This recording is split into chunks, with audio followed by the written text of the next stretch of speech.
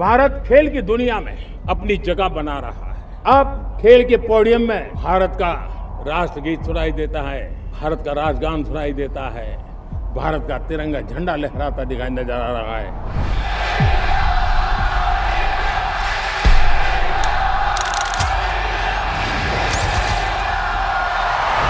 माननीय प्रधानमंत्री श्री नरेंद्र मोदी जी के दूरदर्शी नेतृत्व में आज देश का युवा सिर्फ खिलाड़ी नहीं बल्कि भारत की नई ऊर्जा है, जिनके मैदान में उतरते ही सिर्फ खेल नहीं होता बल्कि रगों में दौड़ता है जुनून, चमकती है फिटनेस और आकार लेता है भारत का उज्जवल भविष्य।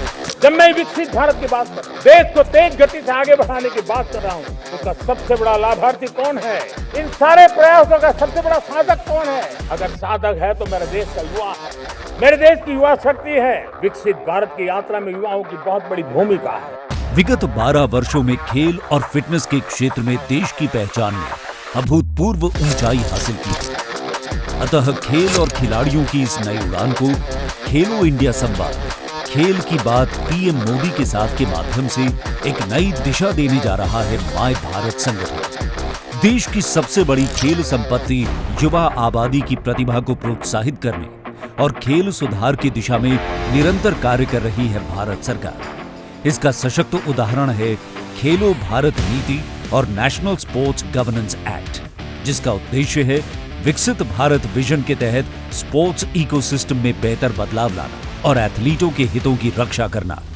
इस नई खेलो इंडिया स्कीम और assistance to national sports federation scheme में 36,000 करोड़ रुपए का बजट स्वीकृत किया गया है, जो खेल विकास के लिए अब तक का सबसे बड़ा बजट है।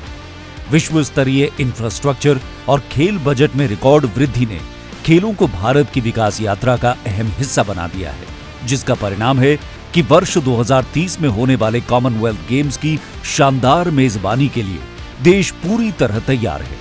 हमने तय किया है कि 2036 में जो ओलंपिक होगा, जिन विधाओं में आज भारत खेलता नहीं, भारत उस पर बल देगा और इसके लिए हम टैलेंट हंट का एक अभियान भी चलाना चाहते हैं और फिर उनको स्पेशल ट्रेनिंग दे करके देश के लिए खेलने वाले अच्छे खिलाड़ी बनाए जाएंगे। वर्ष 2013-14 की तुलना में आज भारत का खेल बजट 270% बढ़कर 4,500 करोड़ रुपए हो चुका है। वहीं target Olympic podium scheme tops के तहत कोर एथलीटों, पैरा कोर एथलीटों और डेवलपमेंट एथलीटों को सहायता प्रदान की जा रही है। टॉप्स योजना ने बहुत बड़ी सफलता पाई है। Khelo India game, university game, winter game, beach game, sports infrastructure, sports के लिए कोचिंग, इन सारे विषयों में भारत अब महारत करने की दिशा में आगे बढ़ रहा है। देश के युवा खेल के साथ अपनी सेहत पर भी ध्यान दें।